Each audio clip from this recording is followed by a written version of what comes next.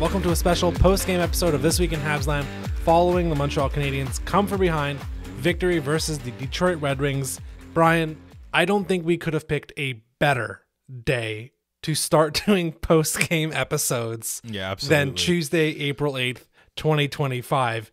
At least in terms of this era of the team, these last 4 years, this is it. This is the perfect day, is it not?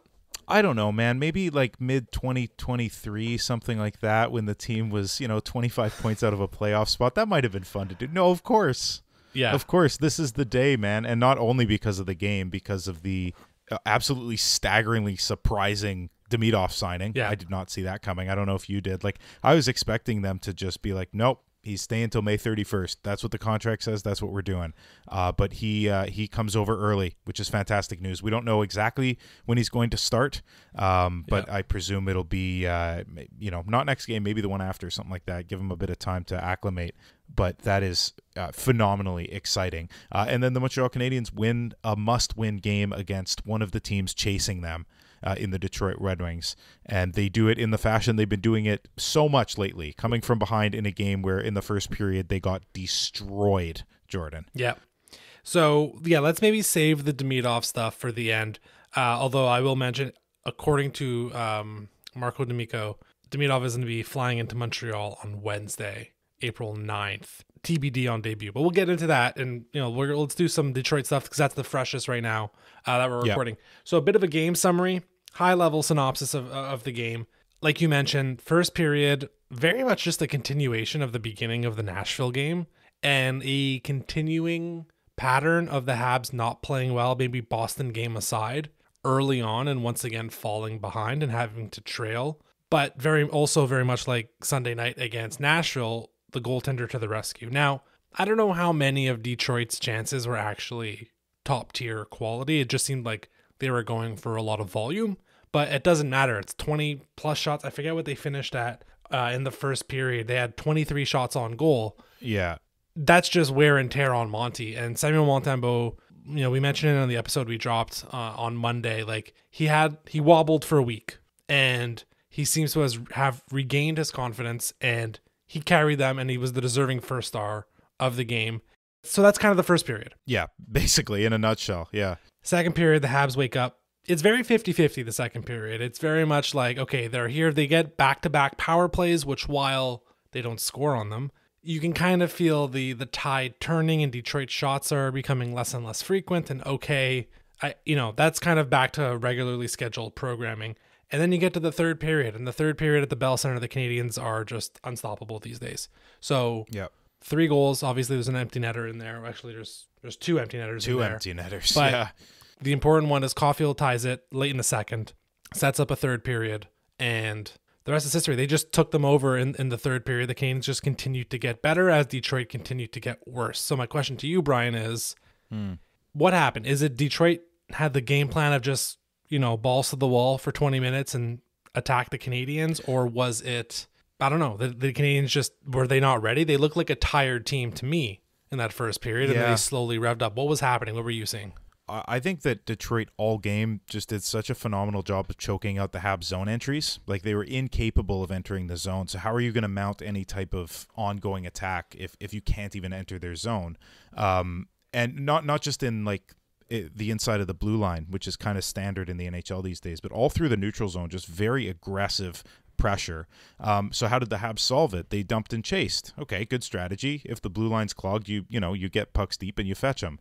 Except that Sherratt and Seider and frickin' 6'8" Soderblom are just waiting to turn around and destroy the Canadiens forwards going in deep with some brutal hits. So it's a nasty system. It restricted the Habs completely from getting ozone time early. They didn't get many cycle chances. And then it's the perfect system, too, to use against a team that would have to lose all their games to give Detroit a chance at the playoffs, right? Like, if we injure all their players, we can pass them in the standings, said Seider and Sherratt probably about an hour before game time. And then the shots just being 23-4, you're absolutely right about volume. There were a few really good ones, like a couple breaks that weren't real breakaways, but a couple little breaks, a few odd man rushes, but tons of sharp angle shots. I think they thought that they could, I don't know, their tape told them that they could exploit Monty in that way, and thank God they only saw the tape where he could be exploited that way, because it flat out didn't work. Well, he was solid, so solid on his angles tonight. Well, that's also because that's not the book on Monty. The book on Monty is long point shots with traffic in front of him, and he tends to screw those up. That's what gets Montembeault, not... Exactly. Yeah. That was a weird thing to see. On the forecheck stuff, I agree with how Detroit initially set up. It was almost like, we're going to block your first move, and we know what to do with your second move. The first move with the Canadiens was trying to, it depends. In terms of zone entries, usually the top two lines will try to bring it in with possession. The bottom two lines will try to dump and chase regardless. Yeah. Everyone had to try to dump and chase basically in the first period, and nothing was working. And I really found the Dvorak line, the fourth line, just from an offensive standpoint, it's just been incredibly quiet. Armia has 1 goal in 24 games. Jake Evans, coming into today, had 1 goal in 30 games, 31 games, somewhere along those lines. There's not much offensive productivity coming from the fourth line. The third line has relied on it a lot, and you actually see it in the ice time that they got. They got more ice time than the New Hook line in this game. But what was happening in the first period, those guys didn't seem to have their legs yet. And you got to wonder, they played Thursday against Boston, then a back-to-back with travel on Saturday and Sunday, and then they get 1 day off and you come back against Detroit. Not the youngest line. We call them the veteran line for a reason. They're also a little up there in age. You have to wonder if it took a period to get into it. By the third period, they were they're back in their groove, had their mojo back. But that was something too where they could not get the forecheck, because they love the dump and chase. They love to just send the pucks to the back, whether it's Gallagher kind of sneakily, and that's how they score the goal. But Gallagher or Anderson typically are the two guys that go in first, and Dvorak is usually the support guy once the puck is kind of won. They work really well as a trio there. That wasn't working at all in the first period. Right. And then defensively, again, very careless with bringing getting the puck out of the zone with possession. Lane Hudson was making a lot of mistakes. Jaden Struble was being a little careless with the puck. Savard doesn't have the puck much, but he was getting burned a couple times on zone entries from the Red Wings. And then the second period happened, and I saw some commentary online about, did the Wings kind of shoot themselves out of it? Maybe I could say it's like when you use the star in Mario Kart too soon. They use it on the first lap. Oh, yes. Right. I think that's what happened, because if I'm looking at this correctly, I'm just looking at my numbers that I jotted down. They had 9 shots on goal in the final 33 minutes of the game. They got tired. Yep, I think that's true. And I think that the Caulfield goal especially just kind of took the wind out of the sails. Yeah. And at that point, it was 1-1. The game was not over for the Red Wings. They had an equal chance, but the momentum had shifted at that point. And by the time Anderson scored, it just looked like they started panicking. Our season is ending if we don't figure this out. And they started holding the sticks real tight.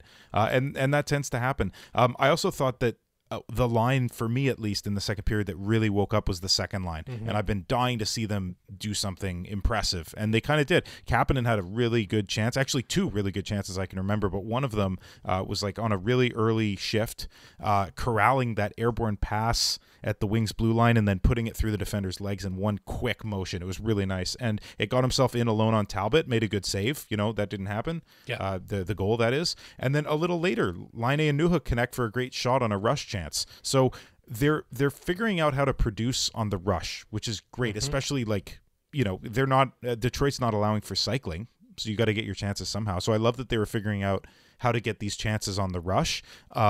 It's ironic that the day that they announce the signing of the player who is going to be a second line player, that's the game they choose to sort of start to figure things out. Sorry, Kapanen. So so what I can say great is, game, buddy. I do think this was Kapanen's best game since coming back, and Alex Newhook at this point is just peak snake bitten. That rush chance you're talking about. Now it's Patrick Laine, and he's on his off wing, he's on his proper wing, but the angle wasn't really there for him to shoot. But you're Patrick Laine. Maybe just take the shot. Yeah. Newhook, it just right into the breadbasket with Newhook. There wasn't unfortunately the 3-on-2 ended up just being a kind of whatever shot. But I get what you mean. They're creating chances. Kapanen looked better. Yeah. Just a lack of finishing on that play. I mean, the chance creation itself from Laine was excellent. Just when you consider it's a high percentage scoring chance. He's high slot and there's nobody near him, at least close enough to disrupt a shot. Yeah. And he had time to dust it off and take what I was hoping would be a better shot, but yeah, right into the breadbasket. Easy save for Talbot. But it's the production of these chances that I'm interested in, because the goals will happen, especially like you switch those two players and it's Laine taking the shot, the percentages skyrocket immediately. So if that's the way that they're getting chances, it could absolutely work. So you mentioned the Caulfield goal as kind of a bit of a turning point. I mean, obviously it's trying the game 1-1 late in the second period. Yeah. The Lane Hudson shift early in the third period in the offensive zone with the veteran line out there. That was the Bell Center has come alive and has become, add that extra juice. And I think for me, that was from that moment onwards. So that's the one where Hudson is dancing as usual along the blue line, cuts down, jukes a Detroit player out, finds Josh Anderson in the most perfect spot, sticks on the ice, deflection goes high. It is what it is. Anderson will get back to him. He has his, it comes back around. He gets the goal. But it's just Lane Hudson having his moments again where he's like, okay, the next 45 seconds are all for me, and I'm going to take over this shift. And especially when you're in the Bell Center, there are real opportunities for momentum shifting. And that shift in and of itself, it's still 1-1 at that point. It's very much in play, win, lose. Canadians lose this game. All of a sudden, Detroit's, I believe, 4 points back with a game in hand. You get clenching again a little bit about being able to make the playoffs. Hudson takes over in that shift. A few minutes later, the veteran line, which is reinvigorated at this point, has that forecheck. It's Anderson and Gallagher, I believe, both going in on the forecheck. Anderson very quickly goes back to front of the net when he realizes his job is done. And Dvorak does this thing where he's always kind of in the corner there. When one of those guys they don't try to win the puck, right? They just try to move the puck away. And where that extra guy is going to be, it's usually Dvorak and it's usually Gallagher in front of the net. The roles were a little reversed, that it was Anderson, but they finished a chance, and that's what they went up 2-1. Those to me were the two big plays of the third period. How did you see it? Yeah, I saw it exactly the same way. The Anderson goal specifically, I mean, what a turnaround season for Anderson, just as a sidebar here. But I think that you're exactly right about Hudson as well. It was the foreshadowing of greatness, that shift for me. That's the best way I can describe it, because it reminds me of PK Subban. The way that in big games, PK would step up and do something ridiculous that you couldn't believe how he did it, offensively specifically. And it's the same with Hudson. That dancing around the blue line, keeping possession for a good 10-ish seconds before being able to feed it for a great chance to Anderson, shifting the momentum. And you're dead on about the Bell Center too, man. That's a great point. In the playoffs, that's going to matter. They talk about home ice advantage mattering, and some people even talk about how, the Montreal Canadiens don't really have home ice advantage because all players like playing there. Man, the building was really behind the players in the red jerseys tonight, and I think the Red Wings could feel it. They probably felt like the bad guys who, we need to do this or else we're basically dead, and the bad guys lose in the movies. So that's sort of the way I saw it. But on that Anderson goal, perfect positioning, sneaky to get there. Dvorak, excellent feed. Anderson's 15th goal of the season. What a turnaround, man. In my softball league, we have a trophy that's given out to the most improved player. No one wants to win it because it's basically a you sucked last year award. So, sorry, Josh, but I think you win the most improved player for 24-25. Yeah. By that definition, you win. It's not even most improved. It's because he redefined his role on the team, and you don't find players completely different, especially who's 30, 31. It's not like Josh Anderson is 35 years old, Corey Perry style, trying to stay in the NHL. So, and Corey Perry's obviously a different player from a higher level of skill, but I'm saying Perry has redefined himself so late in his career to stay relevant, and credit to him. Anderson's doing it 2 years left in his contract. He's going to want another big contract eventually. But he accepted the role change, and he's not top six anymore. He's not power play anymore. And it's his best season as a Montreal Canadien. I know he had 21 2 years ago, but he was kind of maddening to watch, and he had so many more opportunities. He's playing less time. He's playing less high leverage time. And I think he's being just as, if not more, productive. So credit to him. Credit to that entire line. The first line did not have their A game today. Nick Suzuki somehow still got 2 points, but the first line was just not. It was a little bit off today. And I'm saying that Caulfield scored as well.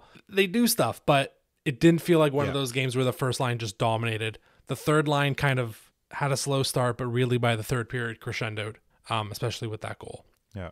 It does feel kind of weird talking so positively for, what has it been, like 15-ish minutes so far about a game where we were outshot 23-4 in the first period.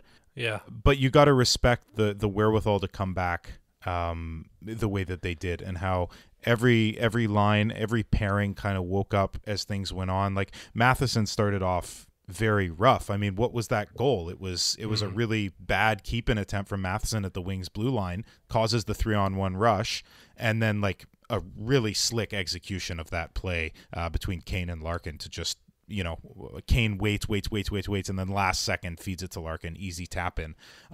So that was, I don't want to say it was all Matheson, but he absolutely should have just started skating backwards. But then flip to later on in the game, I thought that he was much better. And offensively, obviously, that's where you want to see Mike Matheson. And the shots he was taking at opportune moments to create rebounds, one of them creates the Caulfield goal. Mm-hmm. So one sort of microcosm, one example of the team being able to once again start bad but figure it out later and come back. And I think that this has been a storyline all year, and or at least recently. I guess at the start they weren't really doing much coming back when they were losing. Yeah. but lately that's been so nice to see. So I do want to get to Demidov, so maybe we start closing on the Wings game. Sure. It's great they keep coming back. It'd be nice for them to, like the Thursday game against Boston last week, kind of get ahead of it, and let's see them try to win games differently and not always have them terrify us for the first period. One teeny tiny note. Matheson did this in the game, but the whole team is guilty of this. And Matheson, I agree. Like, I might have been a little harsh on him in the last episode. He's had back-to-back really, really nice games, and he's often just playing 2 minutes straight on the penalty kill. I think he played most of the final couple minutes on the when it was the empty net. But on the empty net, a huge pet peeve of mine. 6-on-5, you are the defending team. I despise it when it could be a defenseman, it could be a forward. You try to reverse cycle the puck behind your own boards when it's a 6-on-5. Drives me nuts. Okay. Drives me nuts. nuts. Yeah, I don't mind that. They're trying to find the weak side. The whole point of a 6-on-5 is you can send one extra guy in. So the moment you concede that, first of all, it's behind your net or in the corner, and it's going to be 4 versus 3 or something like that. It worked out, luckily, but like it drives me bonkers, and that's clearly what they're told to do. I mean, it's trying to relieve pressure, and like, because there's no way out going forward, so you got to go back, and then hopefully it's the weak side. But you're right, when it's a 6-on-5, there's that extra guy there, so there is no weak side. Yeah. But I guess it's similar to that push away thing that you were talking about that the third line does in the offensive zone, where they're like, I won't get possession on this battle, but if I push it that way, maybe he will. So they might just be trying to up their chances, waste a bit of time. Anyway, it worked. So just gives me too much anxiety when I watch that. Okay, speaking of the antithesis of anxiety, excitement. I was busy all day today, and then I got a message from you, voice message, that I only listened to at like 5:45, 6 p.m. I won't say verbatim what you said, Brian, because again, we're trying to keep this above board here. I had no idea what you were referencing. It was just a whole load of curse words, but I could tell it was happiness. Ivan Demidov signed a 3-year contract all of a sudden, and it's an effect to this year. We can get into the contract details, which are hilarious, but he is, again, like I mentioned at the top of the episode, likely going to be, according to reports, arriving in Montreal on the 9th of April, Wednesday. I would presume he needs, like, that's probably an off day, Wednesday, for the Canadiens, and then they're going to have a practice day on Thursday, and then Friday, Saturday they play, so no practices. It's like, how many practices does he need is my question. Like, does it matter? Can they get that one practice in on Thursday? I'm sure there's jet lag stuff too. Like, I don't know how much this matters. Oliver Kapanen kind of just did the same thing, right? Where he came over, took like 3-4 days to, okay, I'm with the team. I get settled in my area. I mean, the difference with Kapanen though is that he was in Montreal in October, so he was a bit more familiar. How excited are you? Because this is just like, this is the ultimate surprise, really. This was not expected at all, like you mentioned. Like, how are you feeling about this? Just incredible. My initial reaction, I don't know what Kent Hughes, Jeff Gorton, those guys did when they went to Russia. What they I don't want to know. I don't want to know either. It was in some back room, so I don't know. But thank you for doing it. Yeah. Thank you guys for doing it. This is the coolest news in a very long time, and I like the comparison to Kapanen as I think about it, because they're both the best young player, like the best player of their age group in their respective leagues. Yeah. Kapanen was the SHL. He comes over and he's looking great. And now Demidov just torched the KHL this season. And now he's coming over. I'm beyond excited, Jordan. Like thinking about a new hook line A Demidov line. Yeah. Demidov playing the right-hand side on his off wing and potentially feeding line A on more rush chances. And then I don't know where Kapanen goes. That kind of stinks because he's just been starting to shine. If Kapanen in the next game plays as well as this one, gets rewarded, gets a goal and an assist, let's say, and plays even better the next game, and then that's when Demidov enters, would they put Demidov on like a third line just to get him his feet wet? No. Okay. I don't think so either. He might be the solution to Patrick Laine at 5-on-5, honestly. Imagine. Like, I mean, and to Alex Newhook, I just said, right? Like 1 goal in 13 games. Yeah. Do it. It's the most talented guy you have. Look, the Canadiens have surprisingly a pretty decent history of highly touted, not even rookie prospects jumping into the team at the end of the year and making a splash in the postseason. Price is like iffy because he finishes his CHL season. He goes to Hamilton. He never plays for the Habs, but he goes on to win again as a not even a rookie. Goes on to win the Calder Cup and the MVP of the AHL playoffs. 2010, PK Subban had played 2 regular season games in the middle of the season, gets called in for Game 6 against, I want to say Washington, and then plays the rest of the postseason. Again, his actual rookie season is the next year. And then, of course, Cole Caulfield comes in the 21 playoffs after finishing his sophomore year at Wisconsin, and they say, all right, you're up, kid. So, surprisingly, the Canadiens have a good track record with this. So, with St. Louis as coach, I have no doubt that they'll be like, okay, like you've earned line 2 time. Like it also helps that like Pizzetta's going to obviously be out. I think it's between Heineman and Kapanen for that 4th line position. Like I wish Armia, he clearly has something going on with his hand. Because it's the spark is gone with him when he has the puck completely. Yeah. So, but he's still working hard. He's still surprisingly an effective player, just not when it comes to shooting the puck onto the net. Everything else, he's still UL Armia. Unfortunately, it's likely Oliver Kapanen that gets the boot here, but it is what it is. You got to bring Ivan Demidov in, and I think he becomes a second line guy. I would wonder if he gets in on the Saturday game. If they try to get at least 2 games, so that would be Chicago, Carolina, but ideally 3 games in with some practices to get ready, because now we're talking Habs at, I don't know, what was the number you said it was, 96% now? I think it's like 96 on the broadcast. It said, I think 96.7% playoff odds at this point, something like that. So like something would have to go tragically wrong with us, and another team would have to just, win everything, basically, win out. They have to at this point. So this is unreal. This was not anticipated. Yeah. This was not something that we had at all on our radar, and legitimately the second line's been a problem all year. And there is a chance that Ivan Demidov comes in, maybe doesn't solve it, but raises it. But helps it along. 10, 20%, 30%. Because suddenly we have a new candidate for best passer on the team. We have a new candidate for best hockey sense on the team. Yeah, which is absolutely insane considering that Suzuki's at 86 points now. Lane Hudson's having a Rookie of the Year season. And so enter Ivan Demidov to challenge Lane Hudson with only a couple games for the Rookie of the Year. He could do it. Are we putting undue pressure on Ivan Demidov saying, okay, second line right away, second power play unit at the very least? I don't think so either, because what was the bonus given in his contract? That's pressure. This Jordan. Is hilarious. It's not pressure. It's like, I want this moment. For people that don't know, he has is it just for the first year or is it for every year? That I have not totally figured out. But he has a $525,000 performance bonus if he wins the Conn Smythe. Which is no pressure there. No pressure, buddy. Come on over, play in the playoffs. It's not even like I want to play 10 playoff games or something. No. Only if I'm the best player in the postseason. Absolutely incredible. I love calling the shot. Incredible. You know what? I would love this even more, and I should have researched this prior, but I just thought of it.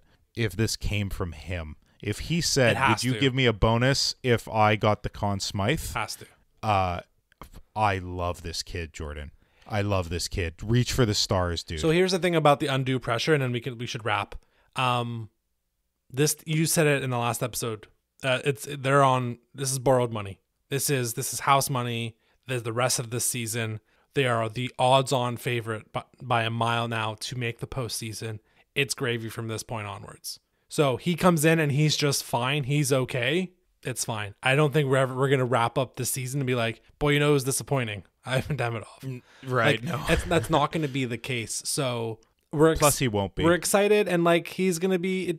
They still have a second line center issue. We didn't expect it to need to be solved by early April, but right. We'll see. I think Patrick Laine getting someone who can pass him the puck in crazy spots at 5-on-5 is the thing I'm most excited for, because you're combining the guy with the best, potentially the best hockey. No offense to Nick Suzuki and Lane Hudson, but potentially the best hockey sense in passing on the team with easily the best shot on the team. Yep. And that's what gets me very, very excited. But we'll see what happens. Let's get him to Montreal first, get some practices in, hopefully 2-3 games, and we're flying high.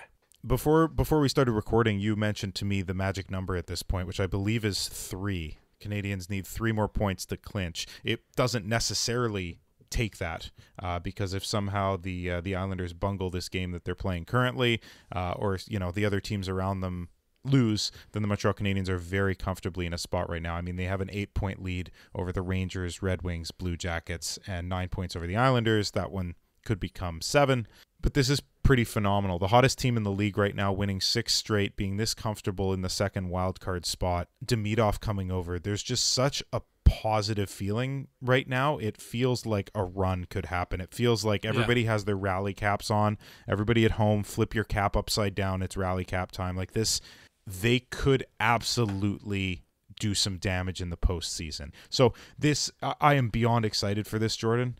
I'm rambling, but basically, you guys should all just know that my heart has grown 3 times its size, like the Grinch. Thank you, Mr. Grinch. Okay, so what I can say is, as we wrap up, that the Canadiens could very well be in a position to clinch a playoff spot when they next play on Friday, and also Habs are 3 points back, and they're playing the Ottawa Senators on Friday. Wow. Not out of the realm of possibility, but we'll get to that at that episode. I mean, I would take a Maple Leafs matchup. Hey, wouldn't you? At this point, we have Lane Hudson, we have Nick Suzuki. We will have Ivan Demidov. I don't think we should be afraid of anyone. Let's have some fun. That's all that it's about. This is the fun part. The first time making the playoffs with a new team. This is the fun part. They got a bit more work to do to clinch it, get that little asterisk, and we'll be here to cover it. So we'll wrap up this quick post-game episode. Thank you all for listening. You can find us on social media at HabslandPod on Blue Sky and TikTok.